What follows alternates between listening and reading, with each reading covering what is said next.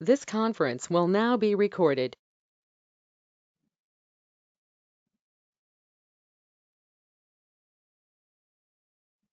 So మీకు నిన్న ఒక ఎగ్జాంపుల్ ప్రోగ్రామ్ ఇచ్చాను. సో ఐ మీన్ ఈసీబీలో చాలా మంది చేసినారు. ఈసీఏలో కూడా ఇద్దరు ముగ్గురు చేసి ఫార్వర్డ్ చేశారు నాకు. Okay, very good.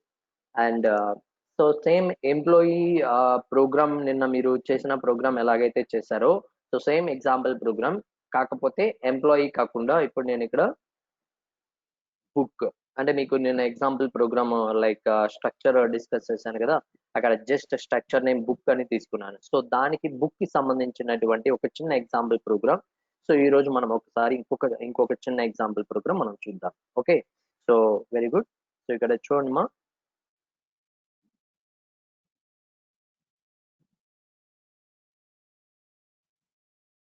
go to file, empty file. Okay, now first, so first of all structure మనం డిఫైన్ చేయాలి కాబట్టి స్ట్రక్చర్ ని మనం తీసుకుంటాం ఇక్కడ. Okay, స్ట్రాక్ట్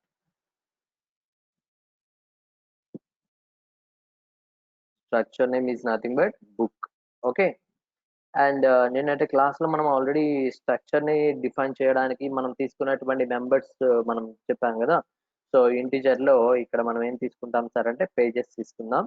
okay, and here title of 50 అని తీసుకుంటున్నాము. ఓకే, అండ్ ఫ్లోట్ లో ప్రైస్ అని తీసుకుందాం. ఓకే, సో వీలైతే ఇంకొక అనదర్ మెంబర్ కూడా మీరు తీసుకోవచ్చు, no problem. And now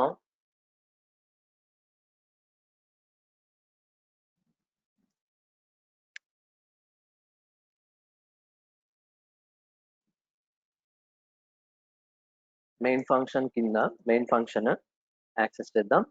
so ఇక్కడ చూడండి, సో నేను పైన తీసుకున్నటువంటి స్ట్రక్చర్ నేమ్ ఏంటి అంటే బుక్. సో బుక్ కి సంబంధించినటువంటి మెంబర్స్ ఏమున్నాయి సార్ అంటే పేజెస్ ఉన్నాయి, టైటిల్ ఉన్నాయి, అలాగే ప్రైజ్ ఉన్నాయి. ఓకే, సో ఇలా మనము 3 మెంబర్స్ మనము డిఫైన్ చేసి తీసుకుందాం.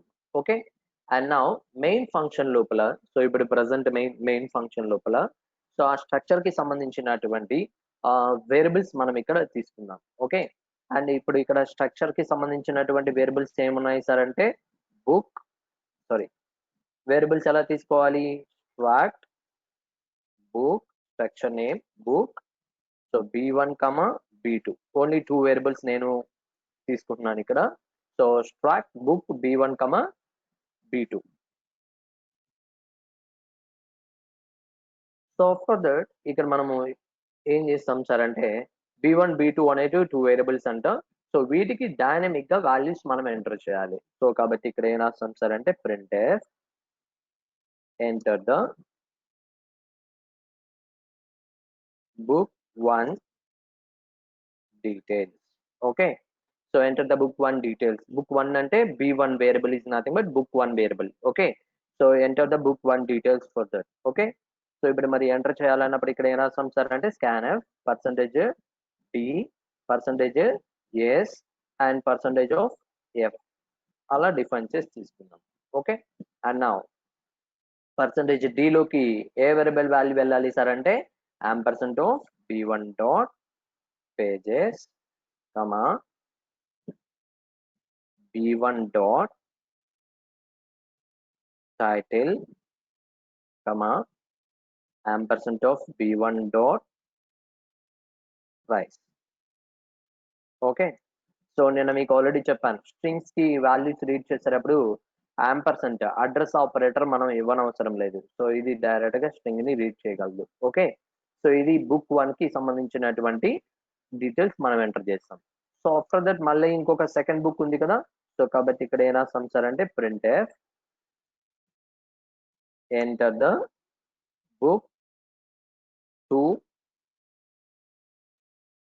Details. Okay, so book 2 details కూడా ఇక్కడ మనం ఎంటర్ చేస్తున్నాం.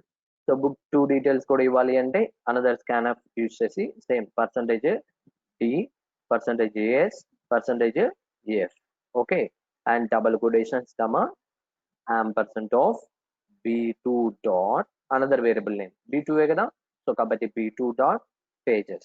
ఓకే, ampersand of ampersand అవసరం లేదు కదా, b2 dot title. Okay, comma ampersand of b2 dot price. ఓకేమా, సో ఇలా మనం డిఫైన్ చేసి తీసుకున్నాం.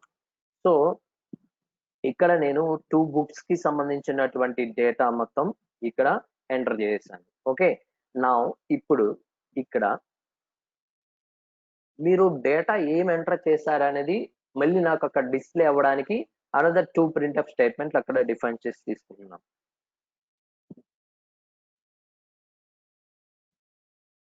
ఓకే, అండ్ ఇప్పుడు ఇక్కడ చూడండి,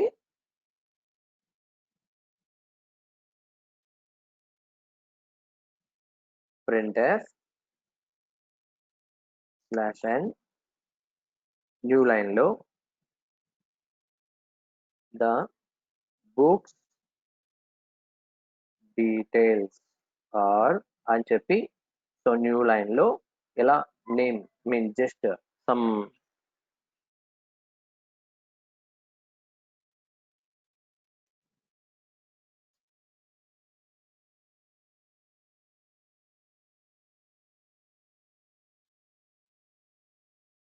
ఇచ్చి, అండ్ నా తర్వాత ఇక్కడ another printf statement.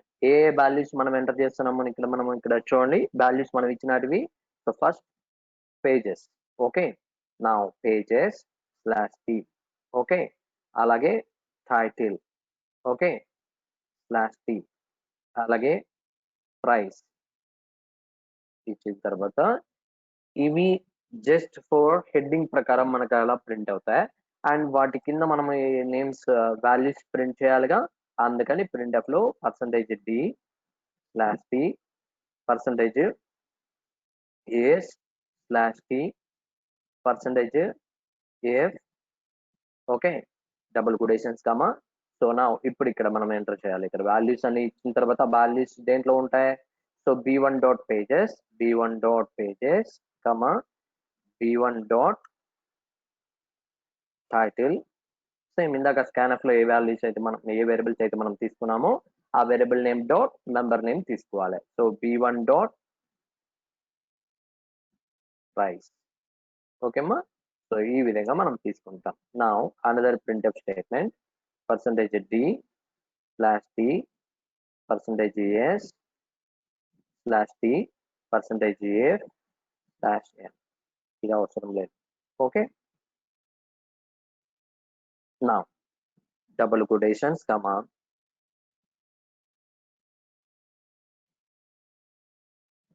b2 dot pages comma b2 dot title comma b2 dot price variables values మనం రీడ్ చేస్తాం. ఓకే, సో ఇది like total information for that. Okay, నా ఈ ప్రోగ్రామ్ ని సేవ్ చేయమని చెప్తున్నాడు. part 2 అని ఇచ్చాను. సో ఇక్కడ ఏదో సంథింగ్ ప్రాబ్లం. %d printf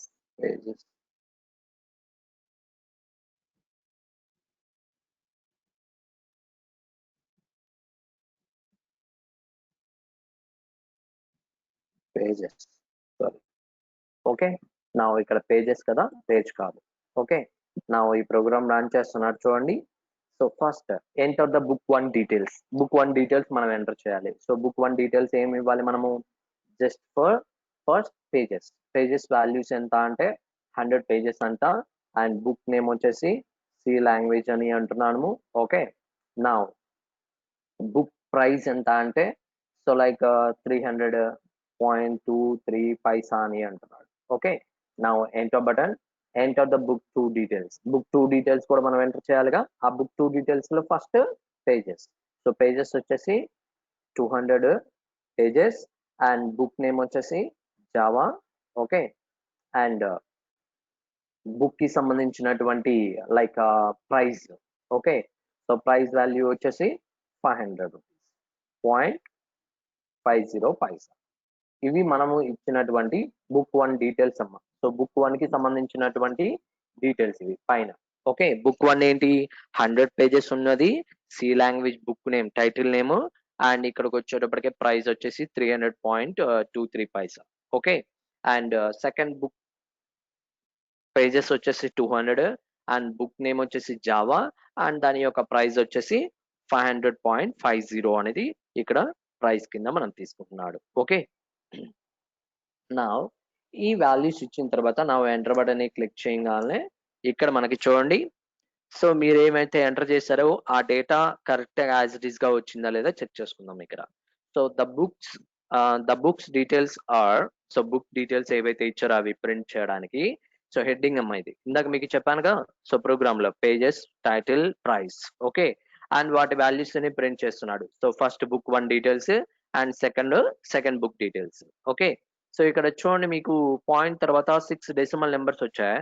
మరి 2 డెసిమల్ నెంబర్స్ మాత్రమే మనకి రీడ్ చేయాలి అంటే you know that already. Percentage F ఎక్కడ మనకి వాల్యూస్ ప్రింట్ చేసేటప్పుడు ఇక్కడే కదా, పర్సంటేజ్ ఎఫ్ కి మధ్యలో 0.2 అని మెన్షన్ చేశారనుకోండి, సో పాయింట్ తర్వాత 2 డెసిమల్ వాల్యూస్ మనకి ప్రింట్ అవుతాయి. ఓకేమా, సో ఇలా మనకి స్ట్రక్చర్స్ లో ఉన్నటువంటి ప్రోగ్రామ్స్ ని ఎలా డిఫైన్ చేయాలి, ఒక చిన్న example programme, so by using structures. Okay, so ఇలా మనం తీసుకొని ఎగ్జాంపుల్ కింద మనం తీసుకుంటాం. సో మీరు నిన్న కొంతమంది చేశారు ప్రోగ్రామ్స్, ఎంప్లాయీ ప్రోగ్రామ్స్ చేసినారు, సో నిన్న వర్క్ ఇచ్చింది, so very good. And employee తో ప్రోగ్రామ్ తో పాటు సేమ్ బుక్ కి సంబంధించినటువంటి అనదర్ ప్రోగ్రామ్ వచ్చేసి ఇలా మనం చెప్పుకుంటూ డిఫైన్ చేస్తాం. ఓకే, అండ్ కొంతమంది చెప్తారు, సో లైక్ అంటే అది కూడా కరెక్టే, ఎలాగైనా రాసుకోవచ్చు. ఏంది అంటే, సో ఇప్పుడు మీకు ఈ స్ట్రక్చర్ ఉంది చూసారా, struct book, opening bracket, closing bracket, int pages, title, price, ఇవన్నీ ఉన్నాయి కదా, వీటన్నిటిని within a main function లోపల రాయొచ్చు, లేదా బయట కూడా రాయొచ్చు. నేను ఎక్కడ రాశాను ఈ స్ట్రక్చర్ మొత్తాన్ని అంటే, out side of a main function కి బయట రాశాను. Okay, out side of a main function కి రాశాను. ఓకే, సో లేదు సార్ నేను ఇక్కడ స్ట్రక్ట్ బుక్ అనేది ఆ స్ట్రక్చర్ మొత్తాన్ని నేను మెయిన్ లోపలే రాయదలుచుకున్నాను అనుకుంటే మీ ఇష్టం అది. ఓకేమా, సో ఇలా మనం తీసుకొని యాక్సెసింగ్ చేయొచ్చు. ఓకే, స్ట్రక్ట్ బుక్ అంటే స్ట్రక్చర్ మొత్తాన్ని outside of a main కీ రాయొచ్చు, లేదా ఇన్సైడ్ ఆఫ్ ఏ మెయిన్ కీ కూడా రాయొచ్చు. అంటే within a main function లో రాయొచ్చు, సో బయట కూడా యాక్సెసింగ్ చేసుకోవచ్చు. ఓకే, సో బయట తీసుకుంటే ఏంటి అంటే, ఆ స్ట్రక్చర్ వేరియబుల్ అనేది నువ్వు ఎన్ని ఫంక్షన్స్ లో మీరు మెయిన్ ఫంక్షన్ అనే కాదు, సో లాట్ ఆఫ్ ఫంక్షన్స్ మీరు ఏమైనా తీసుకుంటే ప్రతి ఒక్క ఫంక్షన్ లో ఆ స్ట్రక్చర్ ని యూజ్ చేయాలి అనుకుంటే అందుకని బయట మనం యాక్సెస్ చేయడానికి పాసిబిలిటీ కింద మనం తీసుకుంటాం. So that is called as global type అని అంటాం. ఓకే, అంటే ఆ స్ట్రక్చర్ మొత్తాన్ని ఎటువంటి ఫంక్షన్ లో అయినా, అంటే ఆ ప్రోగ్రామ్ లో ఎక్కడైనా యూజ్ చేయాలి అనుకుంటే by using out side of a main function. Okay, లేదు సార్ నేను ఆ స్ట్రక్చర్ ని with in a main function లో మాత్రమే వర్కౌట్ చేయాలి అనుకుంటే ఇదిగోండి ఈ విధంగా మనం డిఫైన్ చేసి తీసుకుంటాం. ఓకేమా, సో ఇలా మనం యాక్సెసింగ్ చేసి తీసుకొని దానికి పాసిబిలిటీ కింద చేసుకుంటాం. ఓకే, సో ఏమైనా డౌట్స్ ఏమైనా ఉంటే అడగండి, చెప్తాను. ఓకే, సో చాలా ఇంపార్టెంట్ కాన్సెప్ట్స్ ఇవి, స్ట్రక్చర్స్ అనే concepts.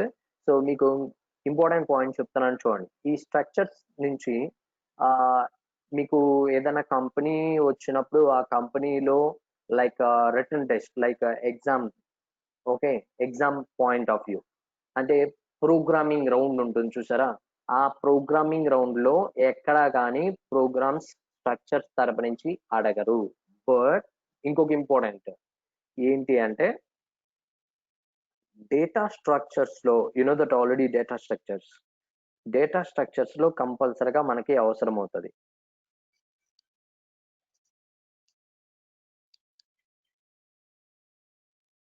Okay, so data structures లోపల మనకి డేటా స్ట్రక్చర్స్ అనేది ఉంది కదా సబ్జెక్ట్. ఆ డేటా స్ట్రక్చర్స్లో కంపల్సరీగా స్ట్రక్చర్స్ అనే కాన్సెప్ట్ లేకుండా ప్రోగ్రామ్ చేయాలంటే చాలా కష్టం. ఓకే, అందుకని చాలా ఎక్కువ ఇంపార్టెంట్ స్ట్రక్చర్స్ అనేది యూజ్ చేస్తాం.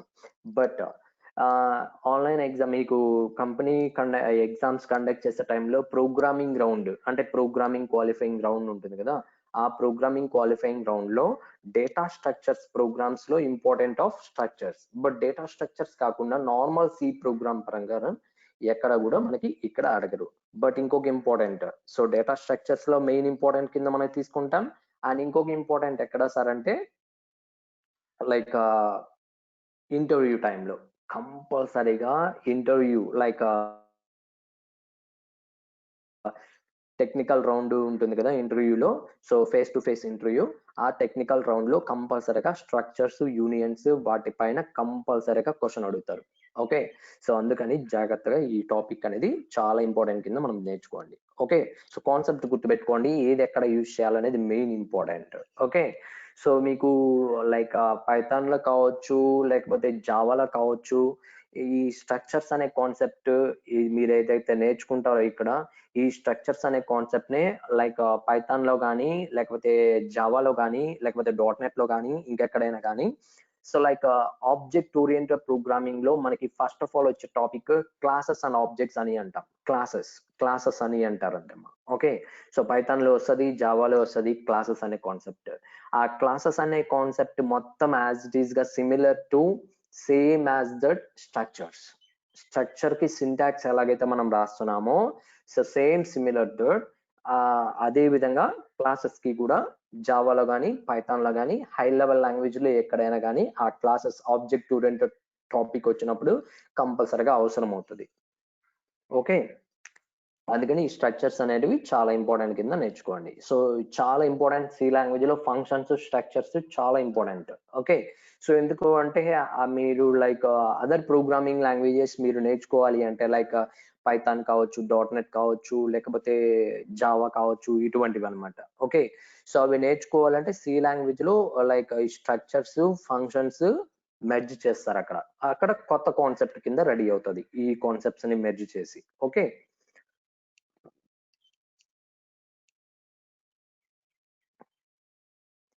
so it is similar to structures and classes.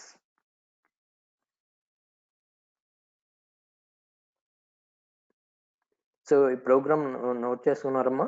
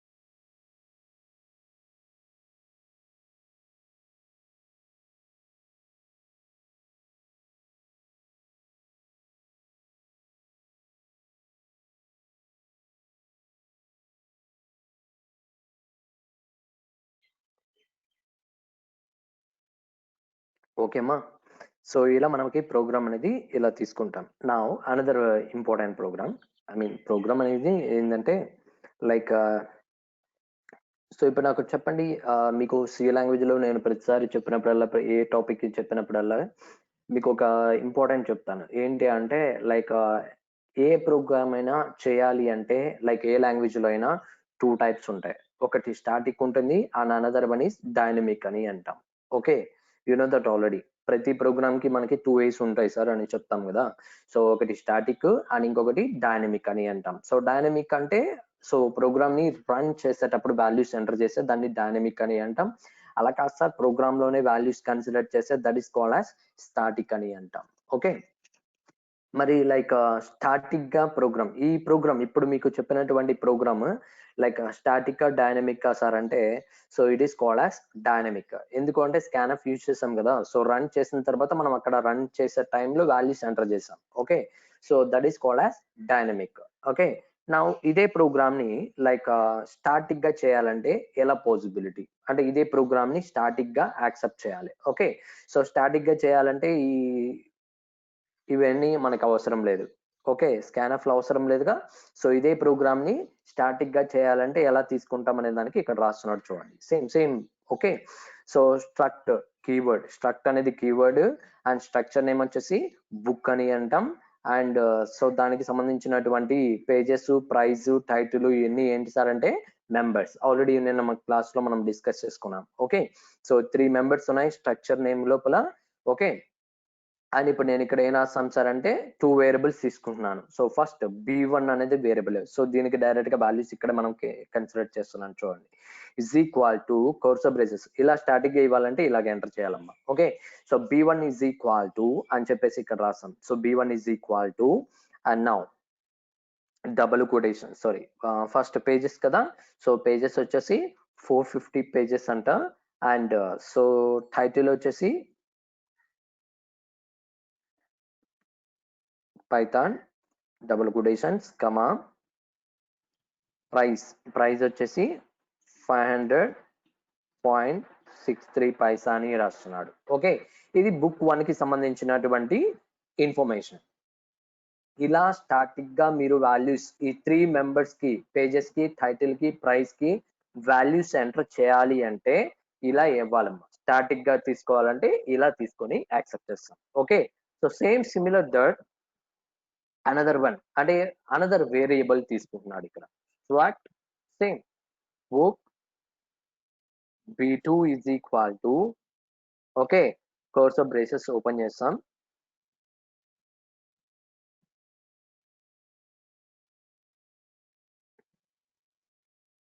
ఇక్కడ మనం ఎంటర్ చేయాలి. సో సెకండ్ బుక్ నేమ్ వచ్చేసి ఐ మీన్ బుక్ నేమ్ కాదు కదా, పేజెస్ వచ్చేసి 520 పేజెస్ అంట.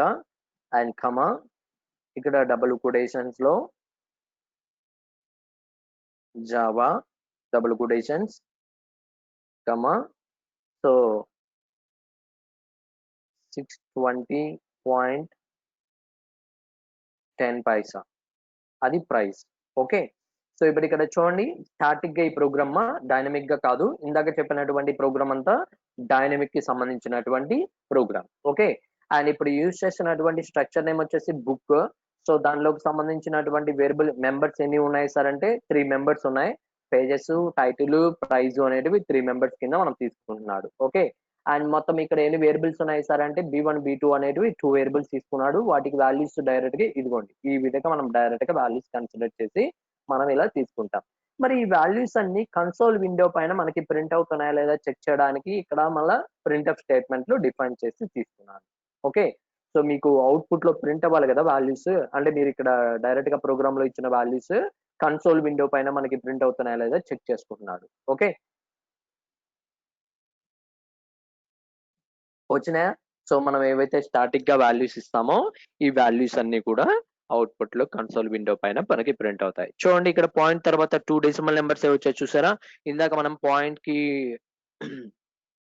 %f కి మధ్య మిడిల్ లో 0.2 అని మెన్షన్ చేస్తే సో పాయింట్ తర్వాత 2 డెసిమల్ నెంబర్స్ మాత్రమే మనకి రీడింగ్ చేయబడతాయి. ఓకేమ్మా, సో ఇదే మనకి స్టాటిక్ గా ప్రోగ్రామ్ చేయడానికి పాసిబిలిటీ కింద మనం ఇలా తీసుకోవచ్చు.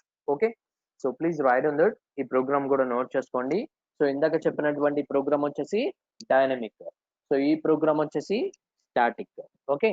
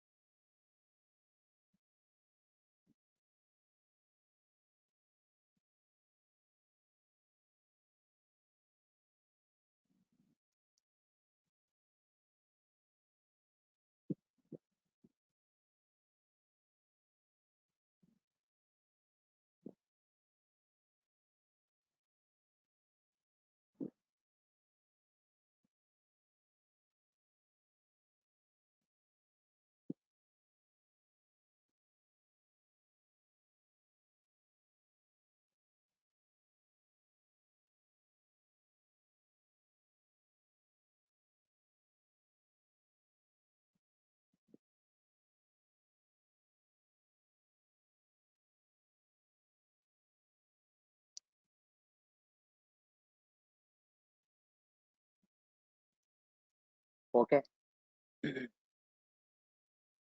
నా ఈ ప్రోగ్రామ్ వచ్చేసి స్టాటిక్‌గా. సో, నా ఇప్పుడు దాకా ప్రోగ్రామ్స్ వచ్చేసి స్టాటిక్‌గా స్ట్రక్చర్స్‌ని ఏ విధంగా మనం హ్యాండిల్ చేస్తాం. అండ్ డైనమిక్‌గా ఎలా ప్రోగ్రామ్‌ని పెర్ఫార్మ్ చేస్తాం అనే దానికి ఇప్పుడు దాకా మనం చూసుకున్నాం. సో, స్టాటిక్, డైనమిక్ ఇక్కడి దాకా. ఓకే. అండ్ నౌ ఈ స్ట్రక్చర్ లోపల అంటే ఈ బుక్ ఉంది చూసారా? స్ట్రక్చర్ నేమ్ వచ్చేసి బుక్. సో, ఈ స్ట్రక్చర్ లోపల ఉన్నటువంటి మెంబర్స్ ఏ పర్టిక్యులర్ మెమరీ లొకేషన్‌లో ఉన్నాయి అని ఎలా మీకు ఎవరైనా ఇంటర్వ్యూ టైమ్‌లో అడిగారనుకోండి. ఓకే.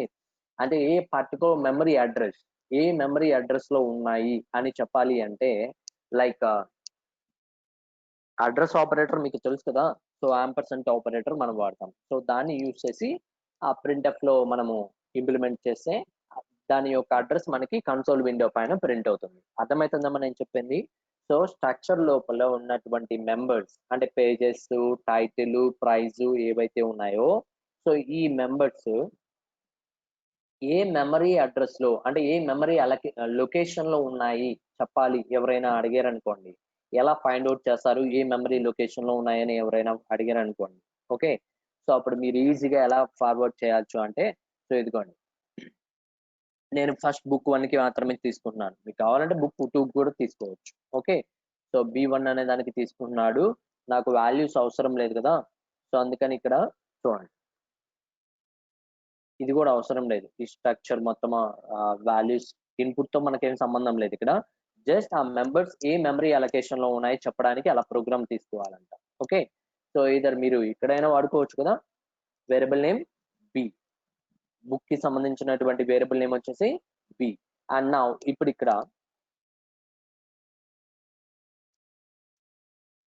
Printf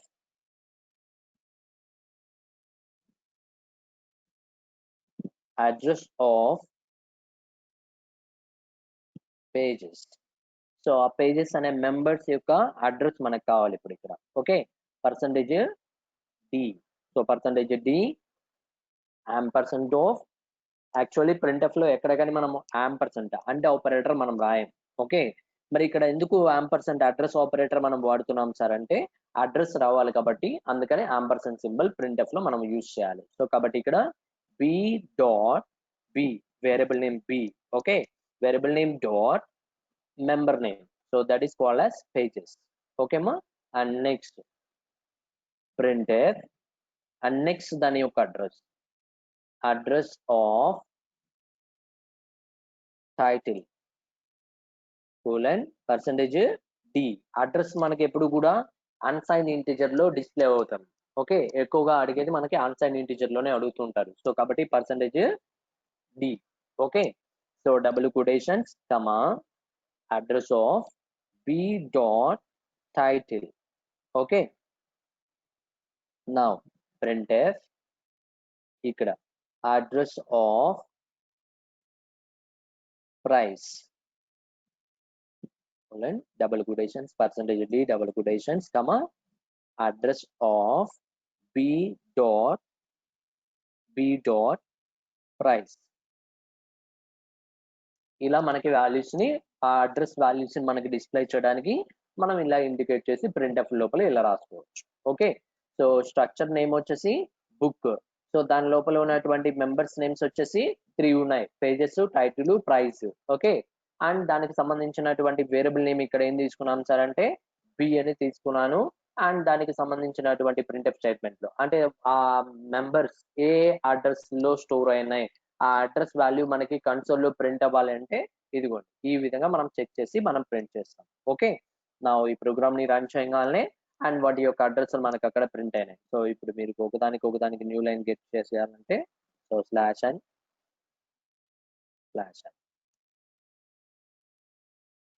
okay. ఇలా మనకి అడ్రెస్ రేంజ్ అనేది ఇలా మనకి ప్రింట్ చేయడానికి తీసుకుంటుంది. ఓకే.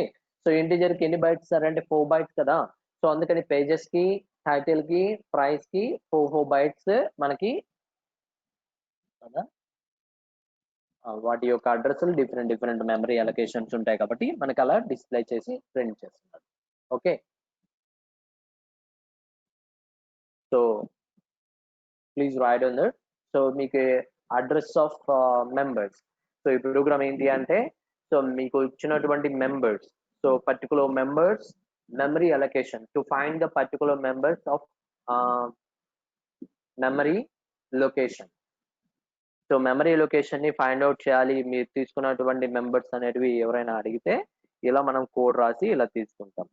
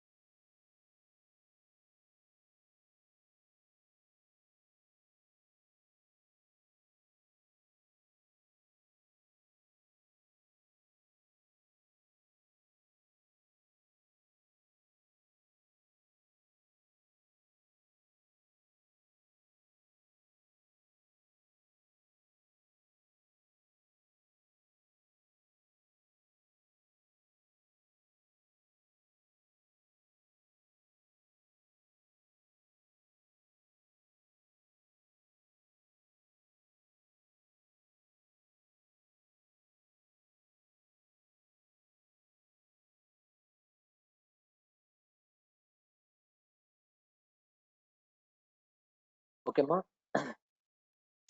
సో ప్రోగ్రామ్ అనేది ఇలా తీసుకొని మనం తీసుకుంటాం. ఓకే, నౌ అనదర్ వన్, ఈ స్ట్రక్చర్ మెంబర్ ని ఇనిషియలైజేషన్ చేయాలంట. అంటే డైరెక్ట్ గానే, అంటే ఇందాక మీకు స్టాటిక్ గా ప్రోగ్రామ్ చెప్పాను కదా, సో సేమ్ సిమిలర్ దట్ ఇంకో విధంగా కూడా తీసుకోవచ్చు. సో దానికి ఎలా తీసుకుంటాం అనే దానికి నేను ఇక్కడ చెప్తాను. అంటే ఒకే ఒక వేరియబుల్ యూజ్ చేసి మనం మాత్రమే తీసుకోవాలి. అండ్ 2 వేరియబుల్స్ తీసుకొని మనం యాక్సెసింగ్ చేయాలి, డైరెక్ట్ గా వాల్యూస్ ప్రోగ్రామ్ లోనే ఎంటర్ చేయాలి అంటే ఇందాక మీకు స్టాటిక్ ఎగ్జాంపుల్ చెప్పాను కదా, అలా తీసుకోవచ్చు. సో బట్ చాలా మంది ఇలా కూడా తీసుకోవచ్చు. ఓకే, సో ఇలా చూడండి, ఒకే ఒక వేరియబుల్ యూజ్ చేసి మనం ఇనిషియలైజేషన్ చేయాలి. ఒక వేరియబుల్ మాత్రమే ఉంచి సో ఆ వేరియబుల్ కి సంబంధించిన వాల్యూస్ కి మనం ఇనిషియలైజేషన్ చేయాలంటే ఇదిగోండి ఈ విధంగా తీసుకోవచ్చు. So b is equal to variable name b is equal to cursor braces open చేసి pages 800 pages, okay, and comma double quotations C++ book name వచ్చేసి C++ అంట, అండ్ దాని యొక్క ప్రైస్ వచ్చేసి 700.30 పైసా. ఓకే, సో డైరెక్ట్ గా వాల్యూస్ అనేవి initialization ఇలా కూడా చేయొచ్చు, పెర్ఫామ్ చేయొచ్చు. ఓకే, అండ్ వీటికి సంబంధించిన వాల్యూస్ మనం ప్రింట్ చేసుకోవాలి అనుకుంటే ఒక ప్రింట్ఎఫ్ స్టేట్మెంట్ రాద్దాం. So printf %d %s %.2f. Okay, నా ఒక వాల్యూకి ఇంకొక వాల్యూకి మధ్యలో గ్యాప్ ఇవ్వడానికి /t వాడుతున్నాడు.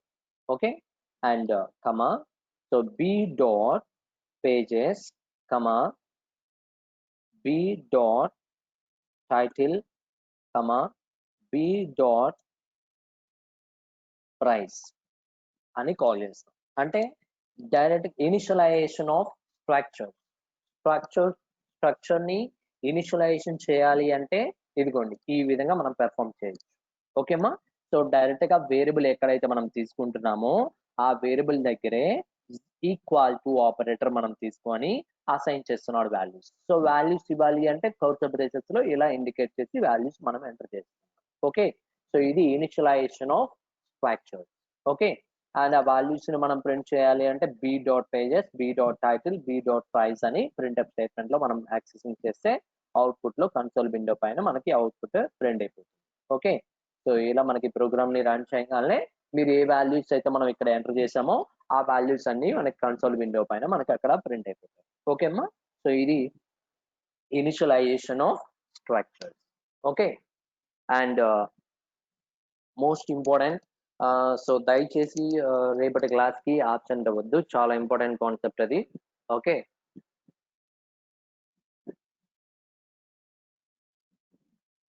So like nested structures అని అంటాం. ఆ నెస్టెడ్ స్ట్రక్చర్స్ అనేటివి చాలా important concept. So nested structure, అలాగే typedef, typedef, user defined data type లో టైప్ డెఫ్ ఒకటి, అండ్ యూనియన్స్. సో ఈ కాన్సెప్ట్స్ అన్ని రేపటి క్లాస్ లో మనకి చెప్పుకుంటాం. Okay,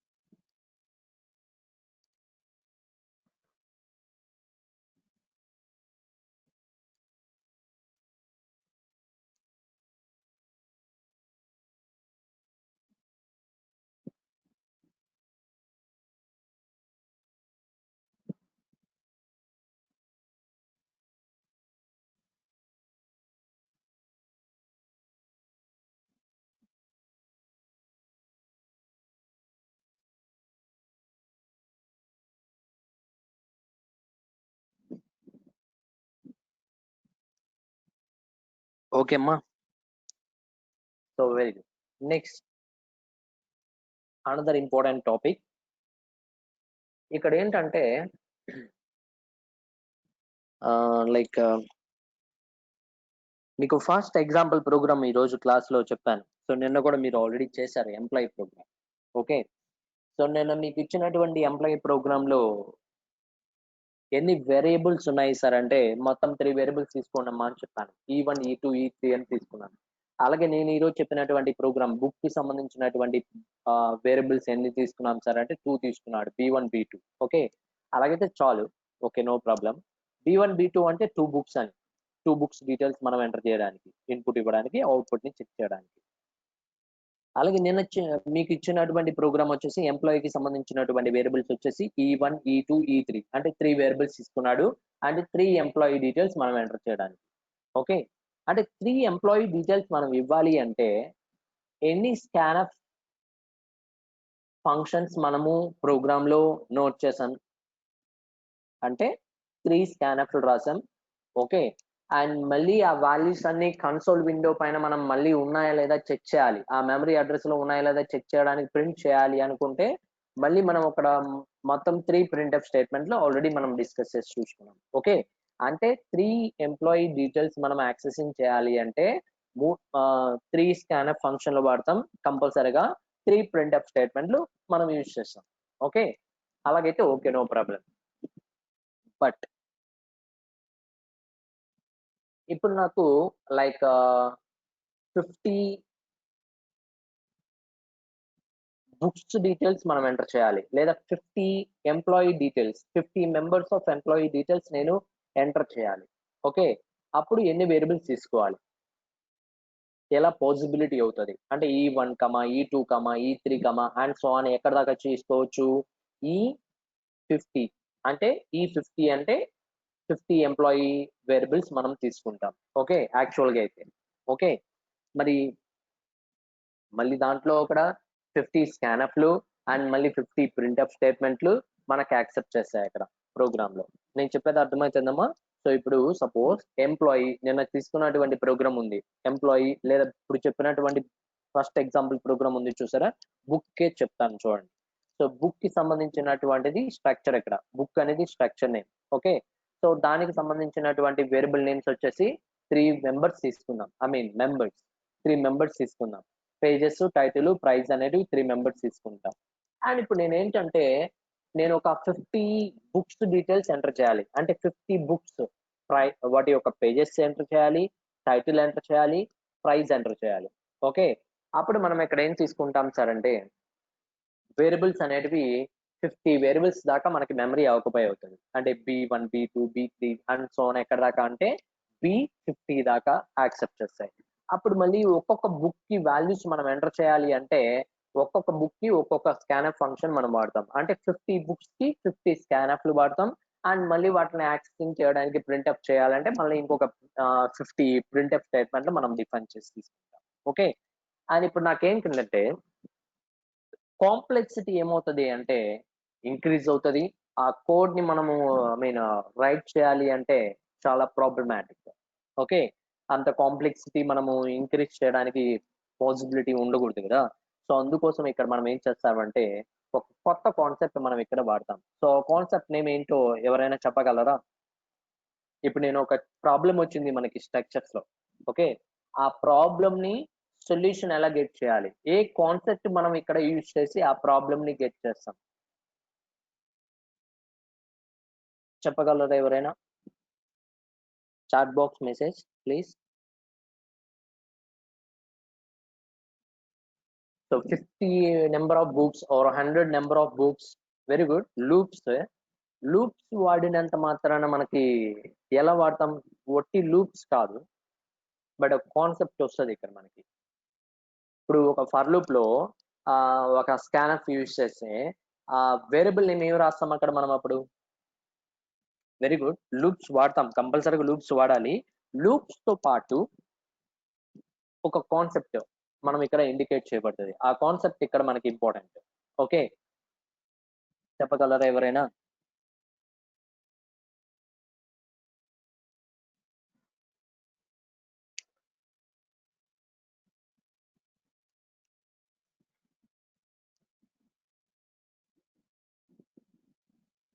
very good.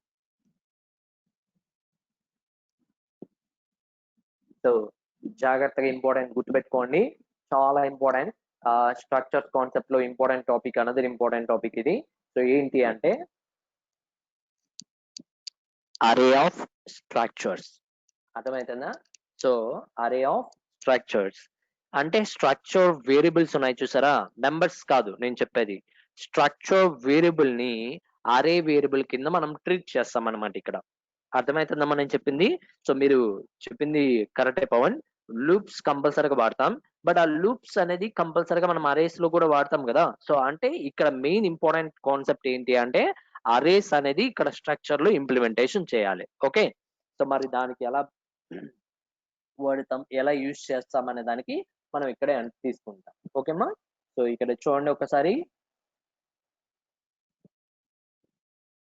Now book same ఇందాకట్లాగే. బుక్ అనేది structure name, pages, title, price అనేటివి సేమ్ మెంబర్స్ కింద మనం తీసుకుందాం. అండ్ ఇప్పుడు ఇక్కడ నేనేం రాస్తాం సార్ అంటే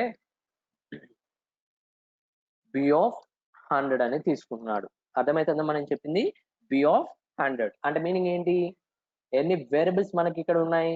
అంటే 100 వేరియబుల్స్ ఉన్నాయని మీనింగ్. సో, బి ఆఫ్ 0 అంటే you know that already. B of 0 అంటే ఫస్ట్ వేరియబుల్. బి ఆఫ్ 1 అంటే సెకండ్ వేరియబుల్. బి ఆఫ్ 2 అంటే థర్డ్ వేరియబుల్. బి ఆఫ్ 3 అంటే అలా మనకి ఒక్కొక్క అరే వేరియబుల్ మనకి ఇక్కడ తీసుకుంటాం. స్ట్రక్చర్ వేరియబుల్ ని అరే వేరియబుల్ కింద ట్రీట్ చేస్తాం. సో, ఇప్పుడు స్ట్రక్చర్ వేరియబుల్ పేరు బి. అరే వేరియబుల్ నేమ్ అలా ట్రీట్ చేస్తాం అన్నమాట. So, B of 100 is nothing but 100 books details మీరు ఎంటర్ చేసుకోవచ్చు అని మీనింగ్. ఓకే. అన్ని మనం ఇవ్వలేం కదా! సో, అందుకోసం ఇక్కడ n నెంబర్ ఆఫ్ బుక్స్ మనం ఎంటర్ చేయాలి కాబట్టి enter number of books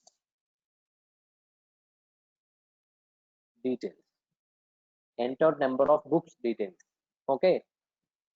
number of books మనం ముందుగానే ఎంటర్ చేసుకోవాలి. సో, అందుకని దానికి ముందుగానే మనం ఇక్కడ ఇంటిజర్‌లో వేరియబుల్ అనేది ఒకటి తీసుకున్నాం. జనరల్ వేరియబుల్ ఒకటి తీసుకున్నాం. ఓకే. సో, ఇది స్ట్రక్చర్ వేరియబుల్ కాదు. General variable. ఓకే.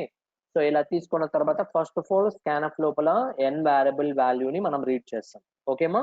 సో, ని మనం రీడ్ చేసిన తర్వాత అంటే నెంబర్ ఆఫ్ బుక్స్ డీటెయిల్స్ మనం ఎంటర్ చేయాలన్నమాట ఇక్కడ. Okay.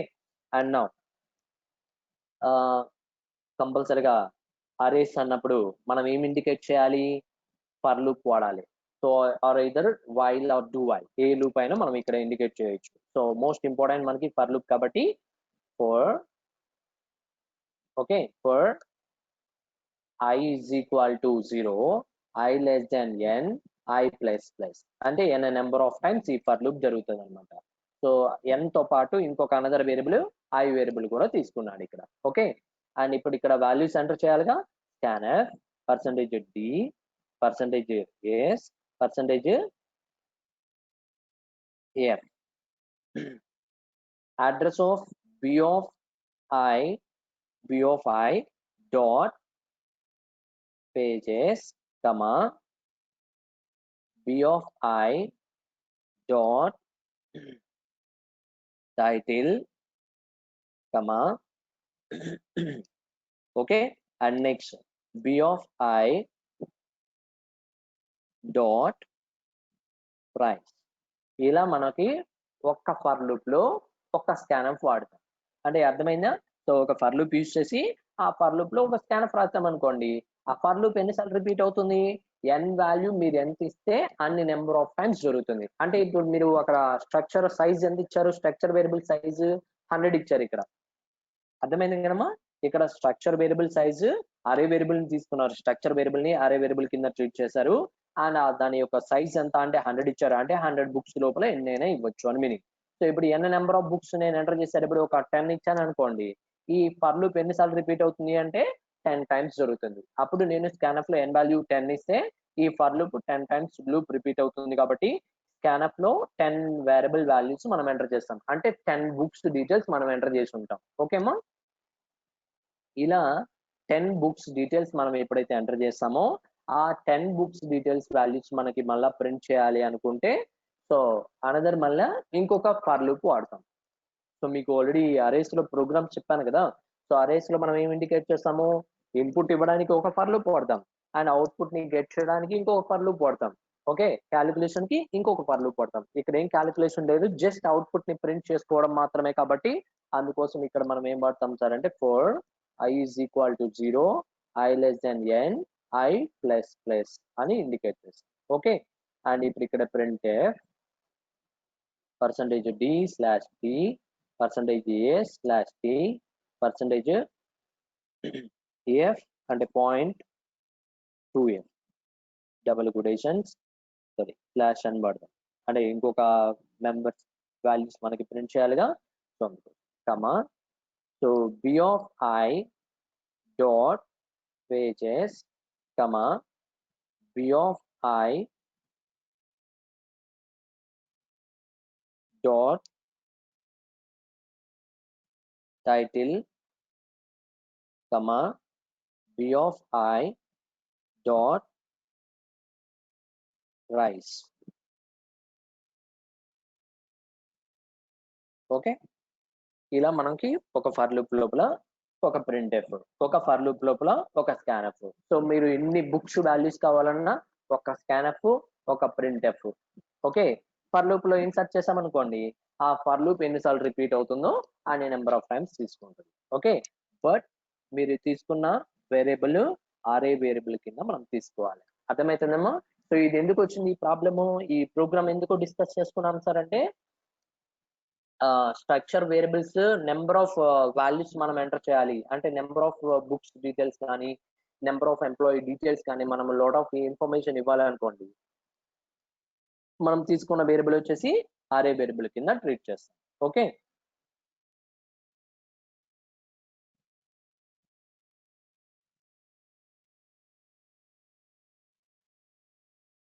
the books details are okay, ఇలా మనం ఎంటర్ చేసి తీసుకుంటాం. ఓకేమ్మా?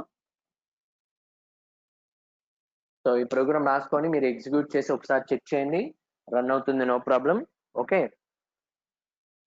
సో ఏమైనా డౌట్స్ ఉన్నా కానీ గ్రూప్ లో అడగండి, చెప్తాను. ఓకేమ్మా? సో ఇక్కడ దాకా కాన్సెప్ట్స్. ఇప్పుడు దాకా మనం ఈ రోజు క్లాస్ లో ఏం చెప్పుకున్నాం సార్ అంటే స్ట్రక్చర్ కి సంబంధించినటువంటి ప్రోగ్రామ్ చెప్పాను, అండ్ దానికి సంబంధించింది స్టాటిక్ గా ఎలా స్టాటిక్ గా ఎలా తీసుకోవాలి, అండ్ ఇనిషియలైజేషన్ ఆఫ్ స్ట్రక్చర్ చెప్పాం, అండ్ ఒక స్ట్రక్చర్ లోపల ఉన్నటువంటి మెంబర్స్ ఏ మెమరీ అడ్రస్ లొకేషన్ లో ఉన్నాయో చెప్పడానికి తీసుకుంటాం. అలాగే main important concept arrays, structures using arrays. Okay, array of structures అనుకుందాం. Concept name array of structures. Okay, అంటే ఆ స్ట్రక్చర్ వేరియబుల్ ని అరే వేరియబుల్ కింద మనం ట్రీట్ చేసి తీసుకుంటాం. ఓకే, సో ఎందుకు తీసుకోవాలనే దానికి రీజన్ ఇప్పుడు మీకు చెప్పాను. సో లోడ్ ఆఫ్ ఇన్ఫర్మేషన్ మనం ఎంటర్ చేయాలి, నెంబర్ ఆఫ్ బుక్స్ డీటెయిల్స్ కానీ, నెంబర్ ఆఫ్ పర్సన్ డీటెయిల్స్ కానీ, నెంబర్ ఆఫ్ ఎంప్లాయీ డీటెయిల్స్ కానీ అలా ఇవ్వాలి అనుకుంటే ఆ స్ట్రక్చర్ వేరియబుల్ ని అరే వేరియబుల్ కింద ట్రీట్ చేస్తాం. ఓకేమా? సో ఇలా మనకి ప్రోగ్రామ్ అనేది డిస్కస్ చేసి తీసుకుంటాం. ఓకే, సో రేపటి క్లాస్ లో మనకి ఇంకా కొన్ని కాన్సెప్ట్స్ ఉన్నాయి. నెస్టెడ్ స్ట్రక్చర్స్ అనే కాన్సెప్ట్ ఉంది, అది నేను రేపటి క్లాస్ లో చెప్తాను. చాలా ఇంపార్టెంట్ కాన్సెప్ట్ అది కూడా. సో వాటితో పాటు టైప్ డెఫ్, యూనియన్స్, యూనిమరేషన్స్ ఇవి కూడా ఉన్నాయి, అవి కూడా నిదానంగా డిస్కస్ చేసి చెప్తాను. ఓకే, సో ఇక్కడ దాకా చాలు.